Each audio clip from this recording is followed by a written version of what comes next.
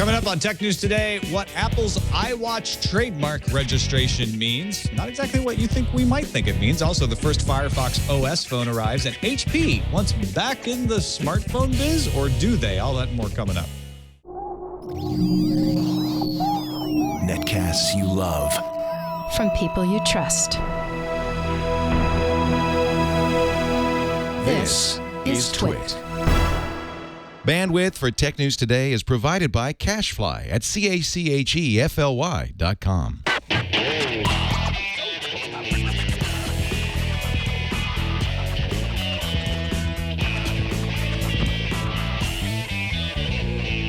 This is Tech News Today for Monday, Canada Day, July 1st, 2013. Tech News Today is brought to you by ProXPN. ProXPN is a virtual private network that allows you to use the internet the way it should be, anonymously and without oversight. For 20% off your new account, go to proxpn.com/twit and use the code TNT. Welcome to Tech News Today. I'm Tom Merritt. I'm Sarah Lane. I'm Ayaz Akhtar. And I'm Jason Howell. I'm sorry, Jason. That's okay. How many times? 786 times we've done this? It's okay. That's maybe 5 times you've ever messed that up, so it's all right. Well, it's Canada Day, so everybody's off. I'm so excited about Canada Day. Start the month off right with cutting off Jason. And polite. He's the politest person I could find, closest to a Canadian. Let's do the top 10 stories of the day in the news views. Finish him. Bloomberg reports Apple has trademarked the name iWatch in Japan. The trademark was filed June 3rd and made public last week. It covers products including a handheld computer or watch device. A Russian newspaper reported the iWatch name was trademarked in Russia last month. Back during Mobile World Congress, a bunch of carriers showed support for Mozilla's HTML5 open web mobile platform, Firefox OS. Today, the launch date of the first commercial Firefox OS phone has been confirmed. The ZTE Open is going to go on sale tomorrow in Spain on Telefónica's Movie Star network. It'll cost about 69 euros or around $90 US, which includes a prepaid balance of 30 euros for prepaid customers, plus a 4 gigabyte micro SD card. Time to freak out because we have some more PRISM news. The Washington Post reports that the National Security Agency can track real-time events like sending email, logging in, or out-of-chat services, or even email logins. The information comes from a newly leaked PRISM slide. The real-time data collection is raising questions about the level of compliance by companies or whether the government has installed its own hardware to monitor such events. Yeah, in fact, if you want really good coverage of the PRISM stuff, keep subscribed to Security Now with Steve Gibson. They've been doing a great job on that. Microsoft's Xbox Music web client is live. Go to music.xbox.com and you can see it. The web version looks similar to the new app for Windows 8.1, although it has fewer features. Microsoft plans to expand its music service to non-Windows platforms like Android and iOS as well. Investor Aro Icon has raised more than the $5 billion he needs to finance a recapitalization of Dell, a plan that he says will be more attractive to shareholders than the $24.4 billion leveraged buyout proposed by CEO Michael Dell and private equity firm Silver Lake Partners. With the July 18th proxy vote on the horizon, Icahn, who's now Dell's second largest shareholder after Dell, Michael Dell himself, has proposed a few different variations of a plan he says will use Dell's existing cash to pay out a special dividend to shareholders, take a portion of the company private, and then leave a portion of it publicly traded.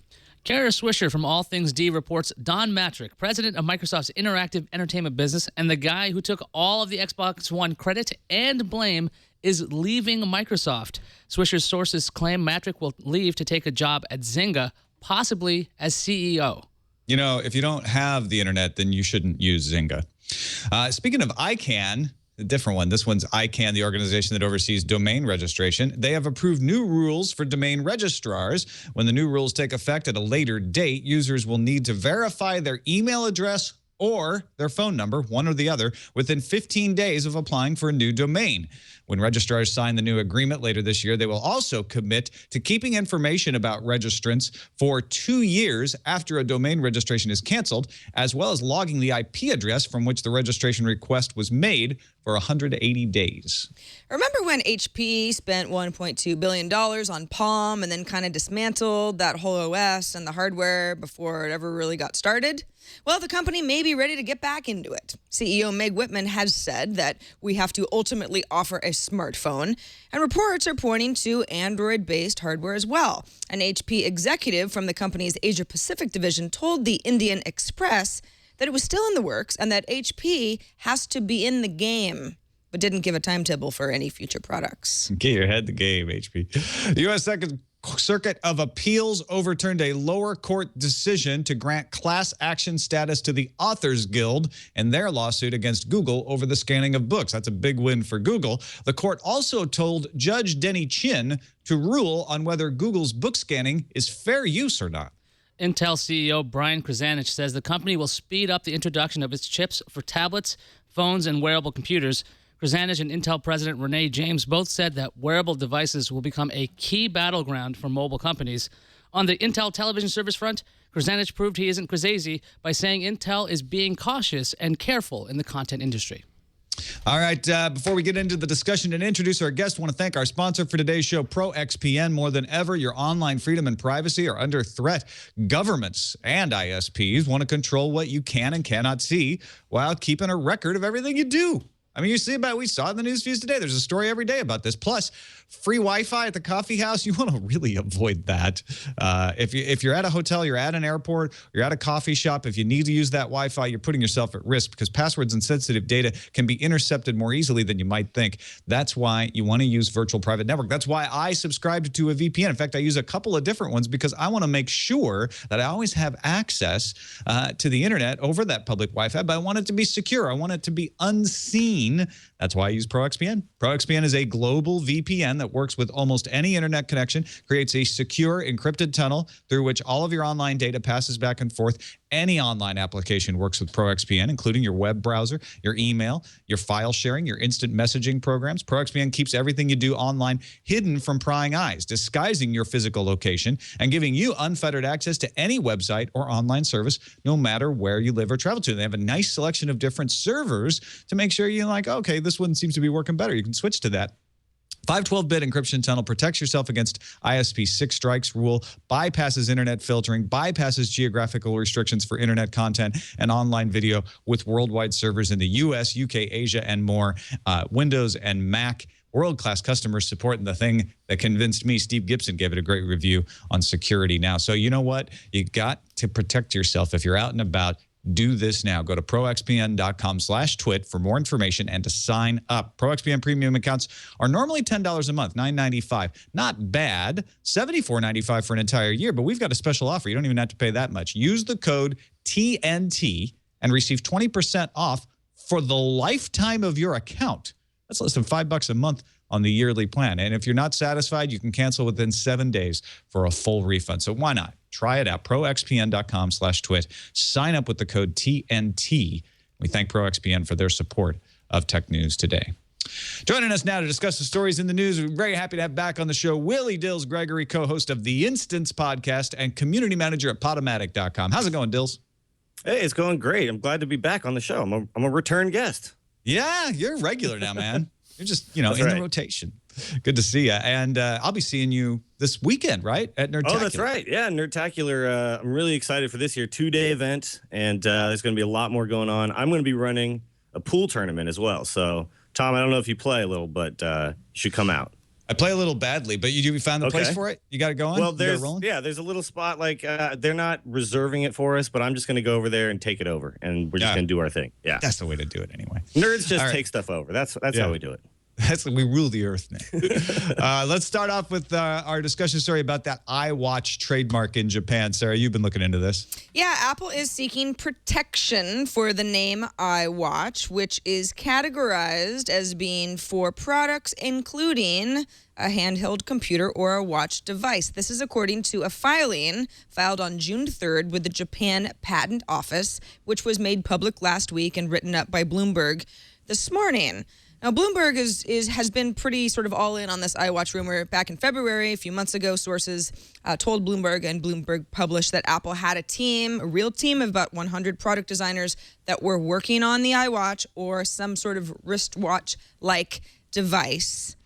At this point, we can either safely say, yes, this iWatch or whatever it ends up being called is a really real thing, Or we can perhaps side with Renee Ritchie, who wrote at iMore this morning, it just makes sense for Apple to grab anything they can as far as names go, even just to keep those names out of the hands of other, companies or squatters or competitors. What do we all think about this? Dills, what's your thought? Is the iWatch going to happen or what?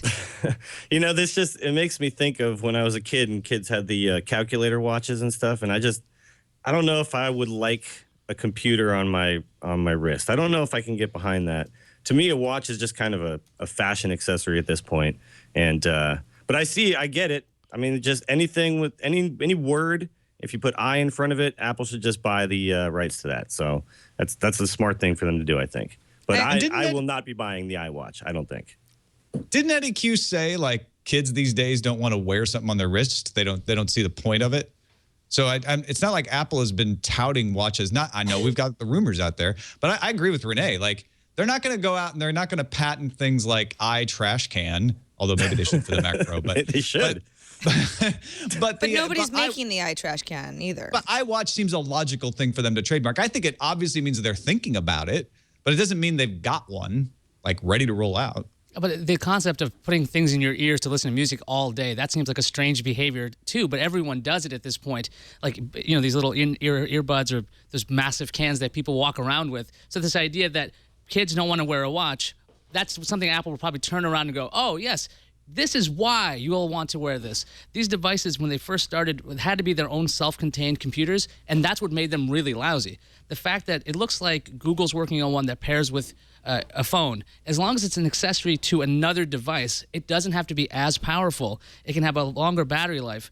And if Apple's going to do it, it's probably going to pair with the iPhone because nothing right now, the Sony devices don't, the smartwatch. So why not Apple and why not the iWatch? Because they can't call it anything else. They're going to call it what? iPhone Watch Companion GS3? I mean, that's just silly. The Apple time. You make a good point. You make a good point that if it's a peripheral to my iPhone or my iPad or my computer or my iMac or whatever, all of my stuff can all kind of be controlled from a device on my wrist. I could see that being useful, but again, to me, I don't like wearing watches. I don't like wearing accessories at all. You're wearing a baseball cap and headphones right now. Are you miserable right now, This Dills? is an accessory? Well, yeah, I don't like to have my head exposed, yes. Okay. But no, I don't know. I just don't like having stuff on my arms and to me, I don't know.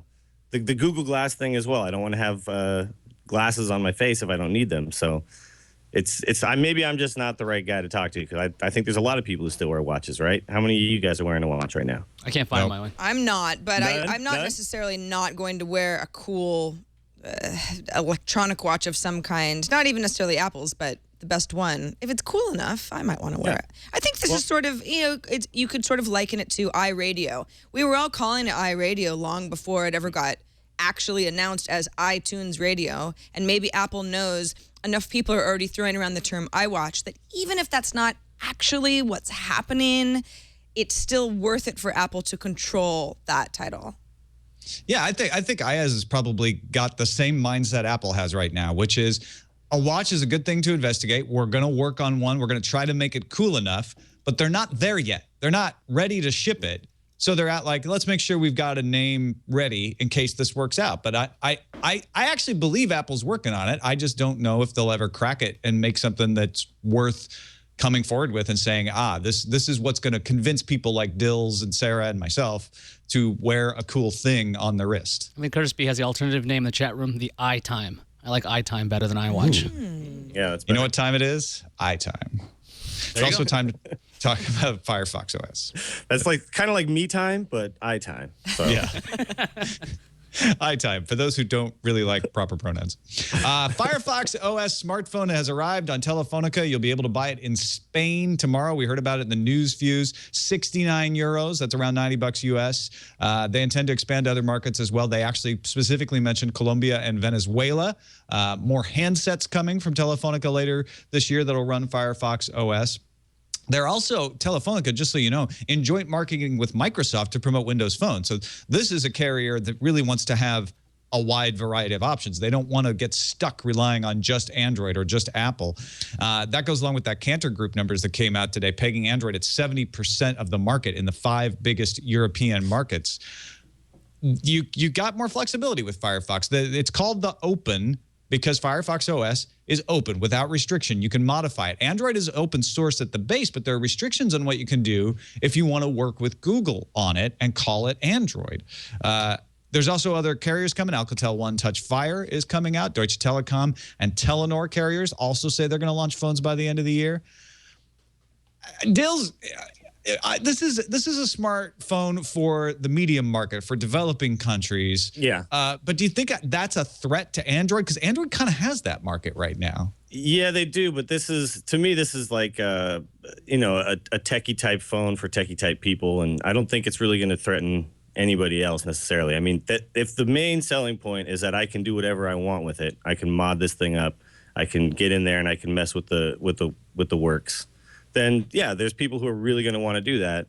But there's lots of people who don't care. They just want their phone that does the things that got advertised to them, and they'll be fine. So I don't think this threatens anybody, but this is cool. I'm definitely going to check this out. I'm not a super techie person. If this show is called Tech News 2000, I'd be pretty good, but Tech News Today may not be my thing, but I'm still going to be interested in checking this out. You're a podcaster.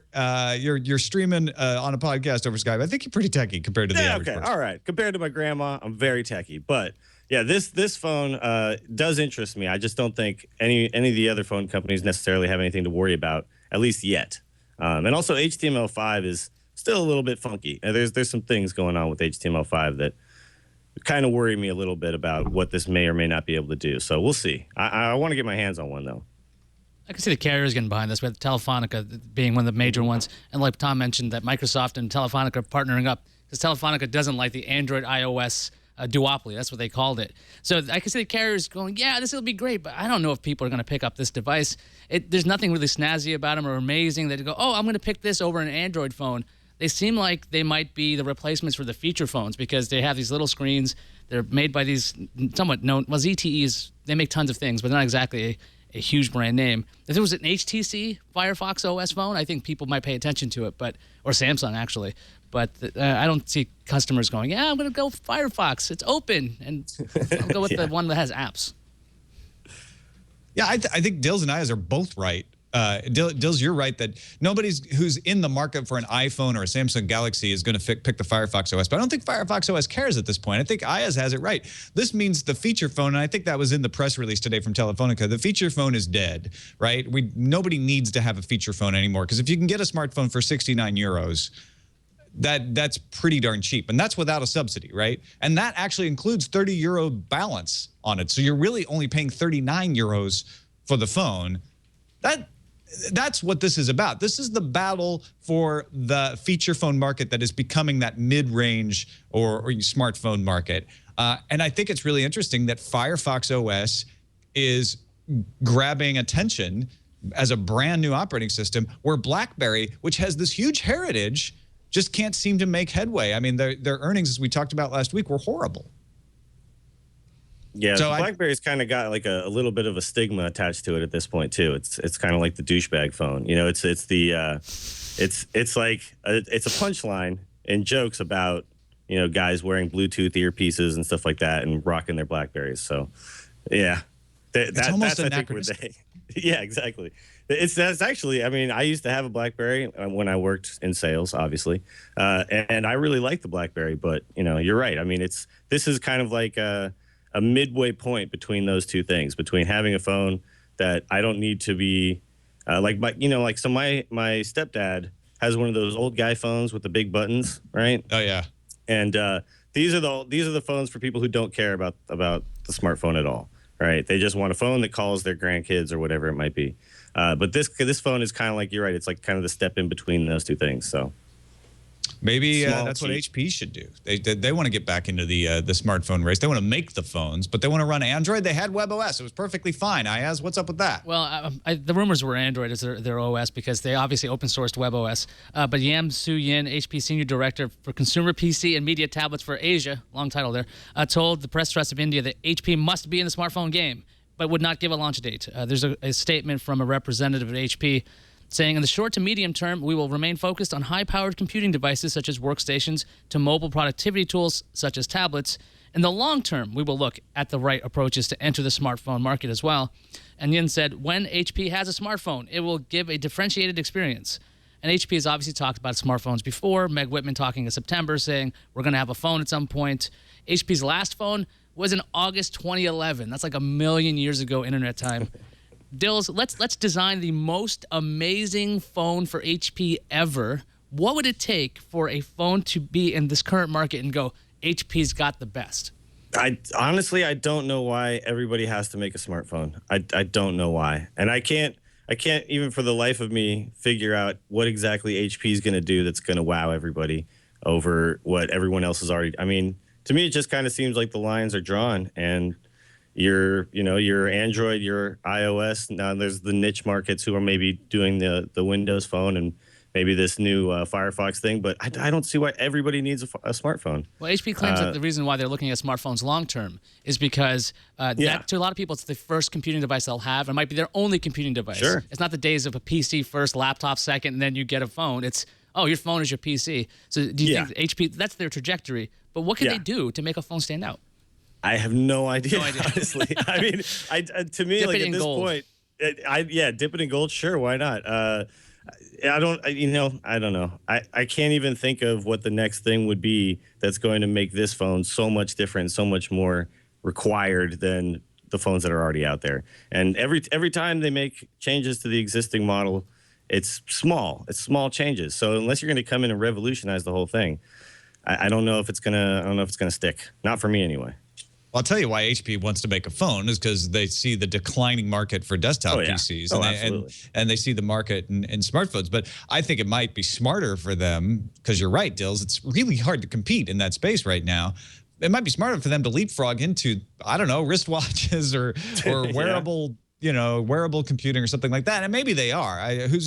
I'm sure they are. I'm sure they're at least looking at it. If they were to make a phone, though, I had something you said sort of tripped the trigger for me, which is, what if they said this is the smartphone that replaces your PC, and like really double down on that? We're the PC company. We're the company that knows a computer. If you get this HP phone, you can plug it into a monitor. It's going to have a USB port, and you can use it as your computer. If they could actually make that promise deliver, a lot of people have promised that, but they haven't really delivered.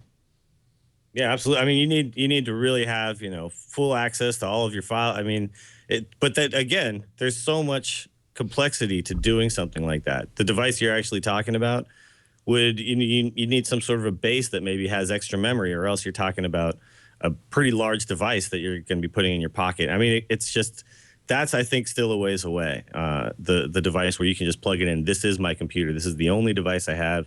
Everywhere I go, I have it, and I'm all good. And you need access to your files, a real file management system. Like there's a lot of things going on in there. And I don't think they're ready to put that out. So all this sounds like to me is HP buying themselves time by saying vague things like, yes, in the long term, perhaps we'll get into a really oversaturated market that we don't know how to conquer yet. I think that was the first revision of their first statement. They're like, Well, it's really, if you look at this on the surface, it's like HP saying, yeah, we're sort of the leader in a declining market. We're going to continue to do that until we have to figure something else out. It's like, yes, the next frontier is mobile. HP would probably like to figure out what's the perfect device that we can put together to regain, what market share we've lost. If they came out with a dockable machine, something that would be like the spiritual successor to the UMPC, something that lets you use your phone as a computer, but also still has that phone interface, that screams Windows Phone, actually, if anything, because that's got that same interface everywhere. If they're going to do Android, that has that strange... It doesn't necessarily translate to a larger screen unless you have a desktop manager, and that's very different. So I don't know how HP can make it very easy to switch from a desktop to a phone and back and forth, because there are a lot of features you don't want on a phone. There are features you want on a desktop, and you don't want to have a giant docking station with like 40 different things coming off of it, even though you can make an Android phone into a PC these days anyway. I don't know. HP made an iPod back in the day. Maybe they'll just do an HP iPhone. Who knows? Right before the show started, I had a little breaking news. Kara Swisher reporting sources saying Don Matrick leaving Microsoft. He was the guy, as we mentioned in the news feed, Zayas, who took all the slings and arrows for the Xbox One announcement. Yeah, we all got very familiar with Don Matrick. If you hadn't before, he was like the head of the EA for a bunch of years. He was with the company for 25. He took over at Xbox as the head there, and he said that infamous quote about if you want an offline Xbox, you get the Xbox 360, and they reverse course on that. And All Things D is saying that Matrick is leaving the company, and they said, according to multiple sources close to the situation, so it's not official yet, he'd be leaving for a top job at Zynga, possibly as CEO, and working in close partnership with founder and current CEO Mark Pincus. Pincus has been the CEO since he founded the company years ago. And Matrick was on the list to be the new head of EA. So that's kind of a strange deal. Microsoft does not have a replacement for Matrick, and this could be a part of Microsoft's rumored restructuring because they're supposed to be shifting a lot of things. Rumors of a single Windows division and a single Xbox division, I believe, whatever the other one would be. Dells, if this is true, can Don Matrick help the culture at Zynga? No, I don't think so. Zynga is this is like out of the frying pan into the fire kind of situation, really. I mean, maybe he can kind of disappear over at Zynga, but he should really kind of just lay low, I think, for a while.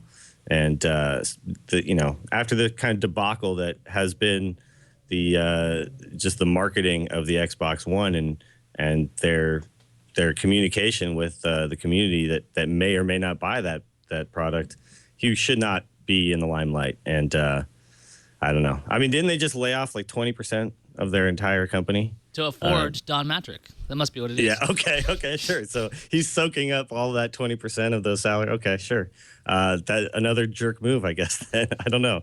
I'm not a big fan of this guy. I think you can tell. So well, EA didn't want him to be their head, right? I mean, he was president of Worldwide Studios at EA previously, so it's their own guy. And then he left, and they wouldn't hire. What makes him good enough to run Zynga? Except, well, I don't know. Maybe Zynga has a history of ignoring customer complaints. Maybe that's something that they look at. Like this guy's the Babe Ruth of that. So let's get him in here because he's the best at it. Maybe it makes sense for Zynga to have somebody who actually has 25 years under his belt at a game company, which is established and has more longevity than Zynga has proven to have. Yeah, I don't know. I'm trying to look on the bright side of this whole thing. No, that's a very good point, Sarah. I mean, he does have a pedigree, and sure, maybe he wasn't the right guy for the EA job, but that doesn't mean that they rejected him. Maybe it was a really close decision or something. And Zynga, still more up and coming. They may have a harder time attracting the top talent to this job. Might be a great move for Matrick. But does it mean that he got kicked out? It looks like Microsoft is just, they don't seem to keep top guys very long. Like Steve Sinofsky was out right after Windows 8 was there. They lost Jay Allard. They've lost so many people that were at the top. Like they were going to be the next CEO eventually. And we know the Xbox division is just gigantic for Microsoft to the point where it sort of eclipses Windows in certain respects. It could be Ballmer freaking out because you've seen how many people have left because of Steve Ballmer. And that restructuring maybe is pushed out Matrick. Although I wouldn't imagine any of the PR heard him of that nonsense with the Xbox One, because I don't think Microsoft cares about this little mess that people will forget about in months. But Microsoft's just not hanging on to talent at all. I think Ballmer said, Matrick, if you don't like the way the Xbox One changes are, maybe you should work for another company.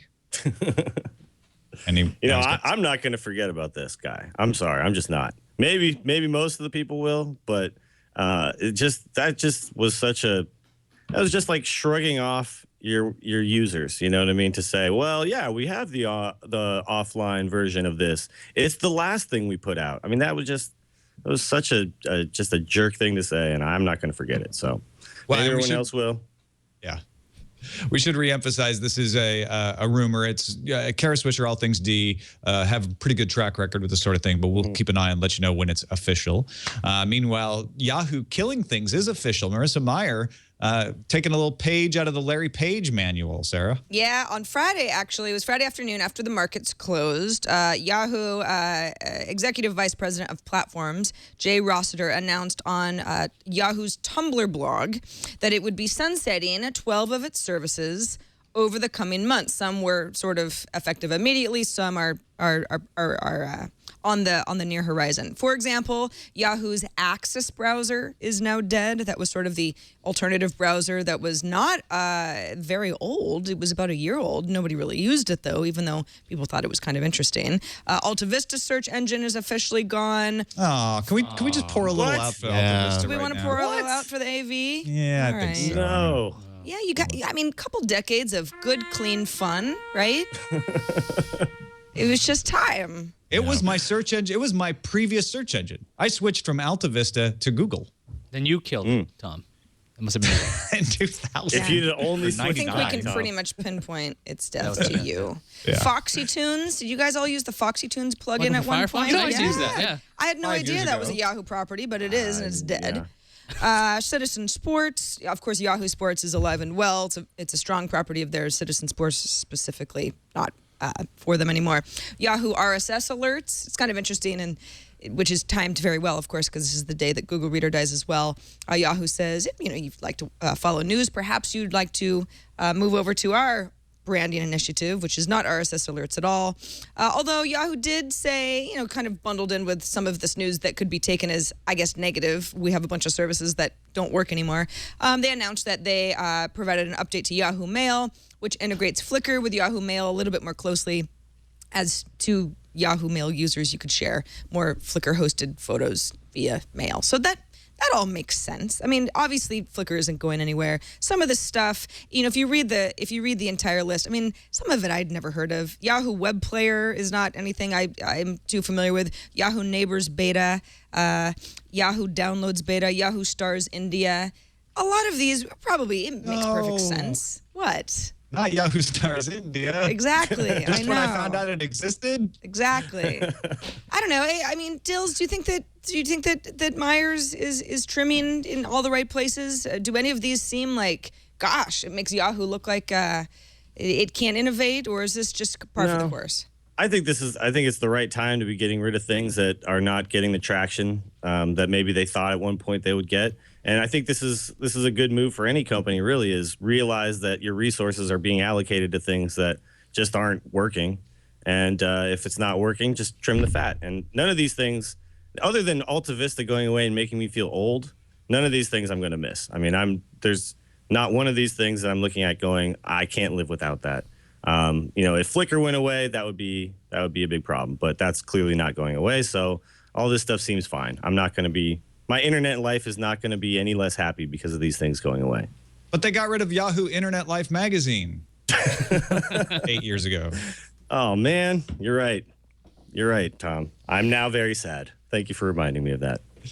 I think this is a great thing that Marissa Mayer is doing. I think it shows that she's starting to pull together her vision, whatever it may be. Sure. And the fact that at least I am motivated to make fun that some of these things actually still existed, I think means that these are all the right calls. I don't think enough people are using any of this stuff. Having Alta Vista go away, to me, it's like, oh, come on. Couldn't you just leave it up with it already is just a redirect to Yahoo search, essentially. It's just like an internet, I don't know, a milestone or some kind of homage so that's the only one that makes me sad at all. Well, that's like I said, it just makes me feel old. It just makes me feel old that something that I used is now gone, It's like it just no longer exists anymore. I was there for its entire lifespan. I'm a little surprised that Access is already dead. That only came out last year in May. It was a relatively interesting idea for iOS and Android, and had a good plugin, a different way of showing search results, a different way of doing a browser. It just shows that Yahoo maybe doesn't really care about doing a browser at all, even though it looks like Myers making Yahoo into a mini Google, the way it's kind of being set up by having Tumblr kind of like an equivalent to Blogger, all these things. Just don't know why they killed their browser of all things, considering it's only a year and a half. The rest of these, though, yeah, Alta Vista should be either a redirect or should just say Alta Vista powered by Yahoo, powered by Bing. You're right. Be a monument. Something like that. Or like, here lies the remains of. But the rest of it, couldn't care less about. All right, let's finish up with an article in Wired today by Marcus Wollenson. I don't know if you guys got a chance to take a look at this.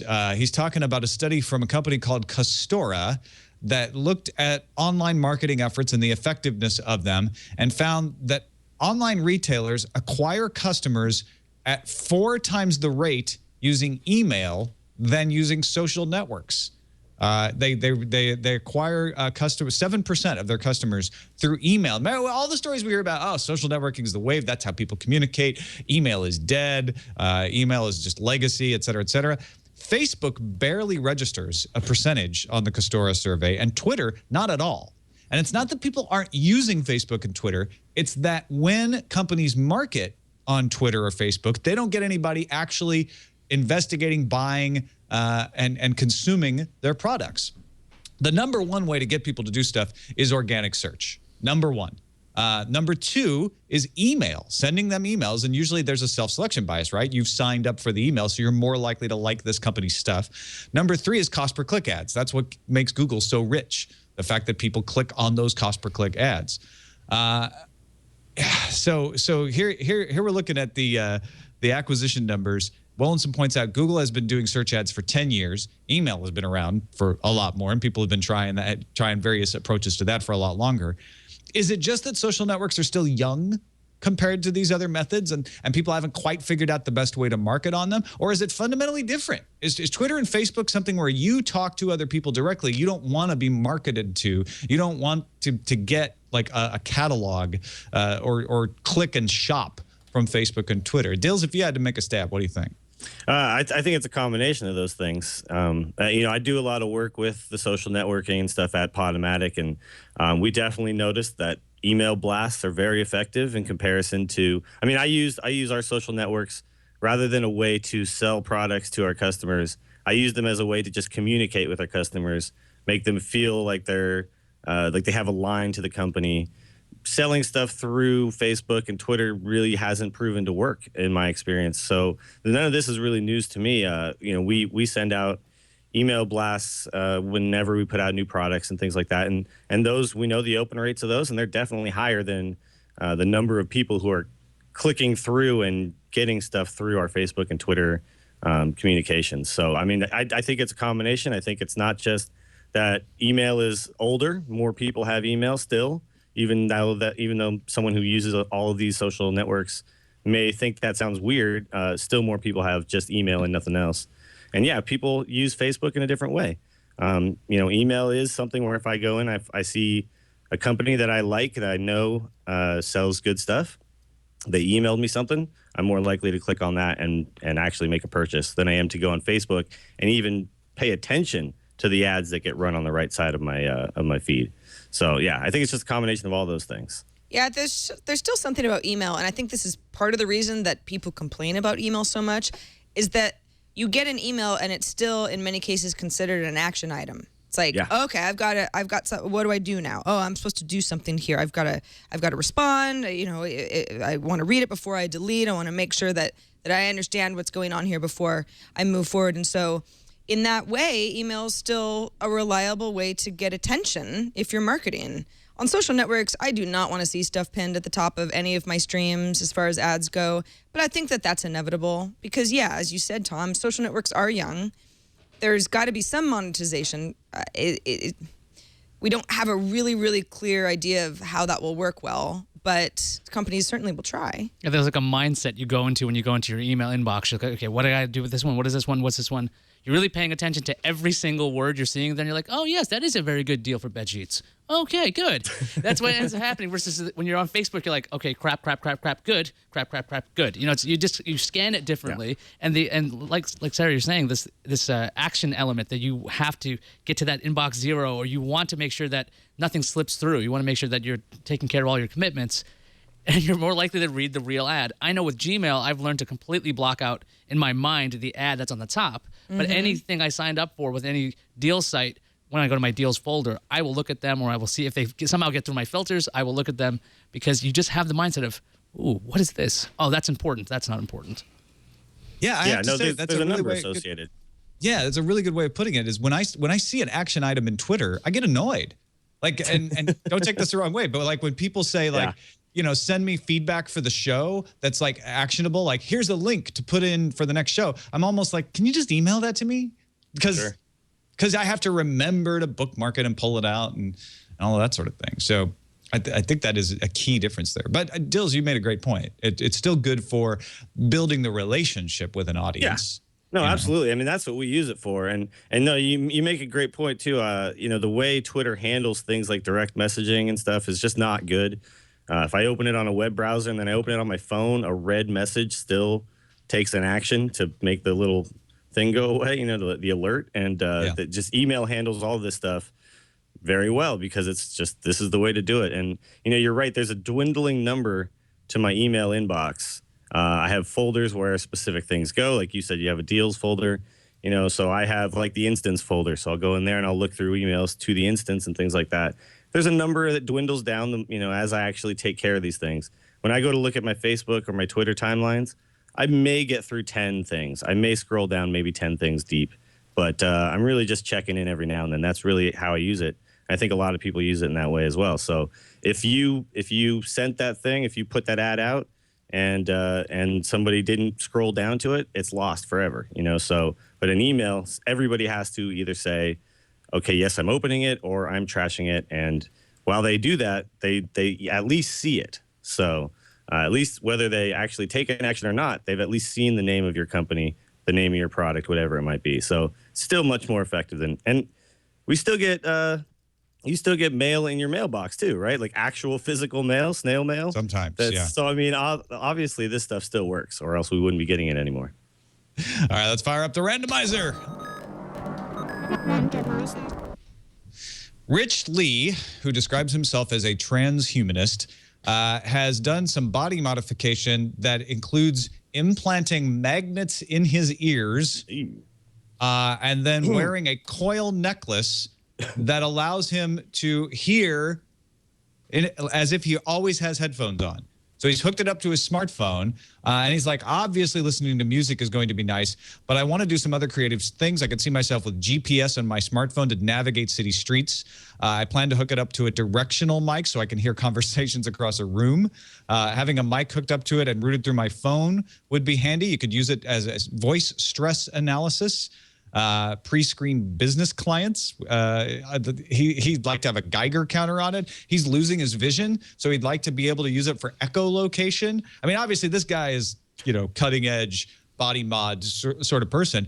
But bravo for him, man, paving the trails. Because frankly, not having to wear headphones, if it were some kind of safe, like earring level body modification at some point, I'd go for that. Well, Anybody else? Kudos to this guy for trying to turn into the Batman.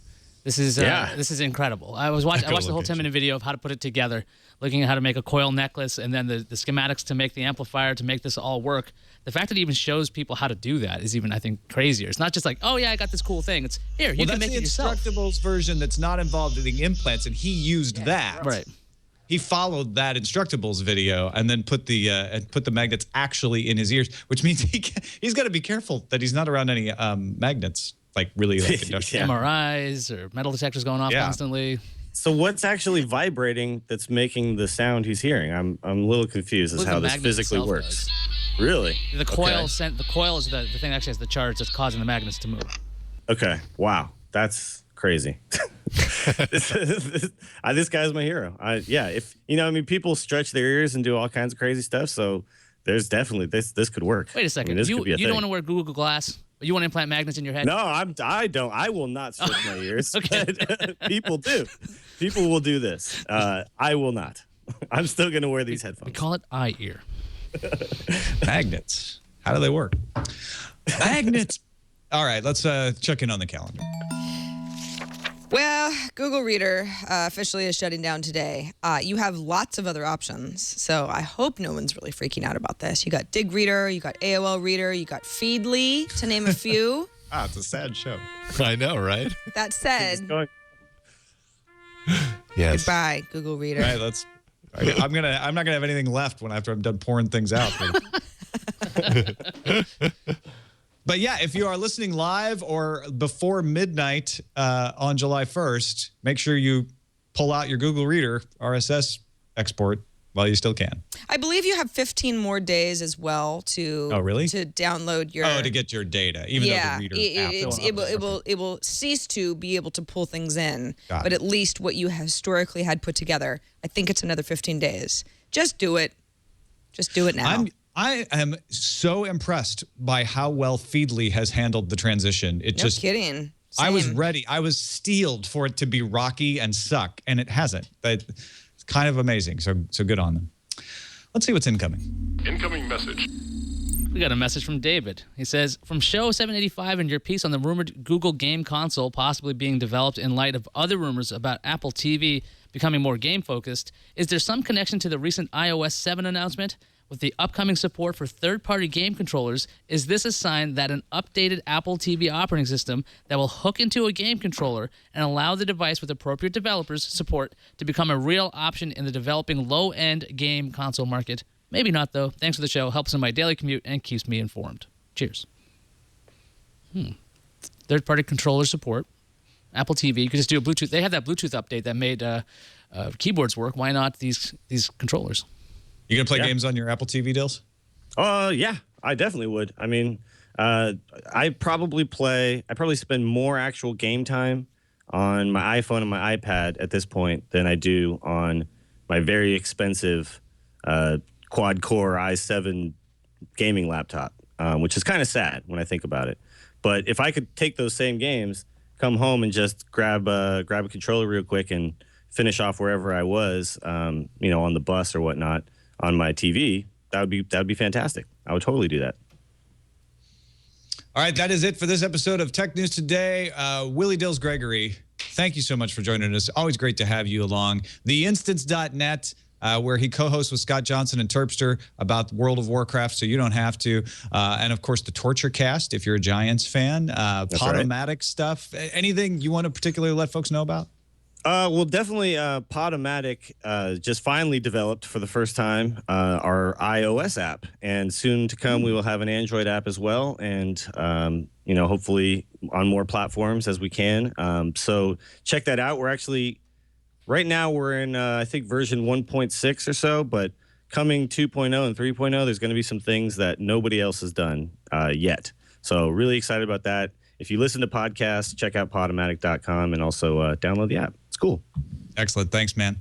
Also, check out our subreddit, technewstoday.reddit.com. That's where we look to see what you guys are interested in having us talk about. We're going to pay attention to what we think are the best stories of the day from other sources, but we always want to know, what are the folks in the subreddit up to? Not only by submitting links, but voting on them, voting them up, voting them down, all that sort of thing. We do take that into account. Technewstoday.reddit.com. So if you haven't taken a look at it, go join. Get in on the action. You can find us on the web, twit.tv/TNT. Email us, tnt@twit.tv. And give us a call. Leave us a voicemail, 260-TNT-SHOW. Very happy to have Danny Sullivan from Search Engine Land on the show tomorrow. We'll see you then.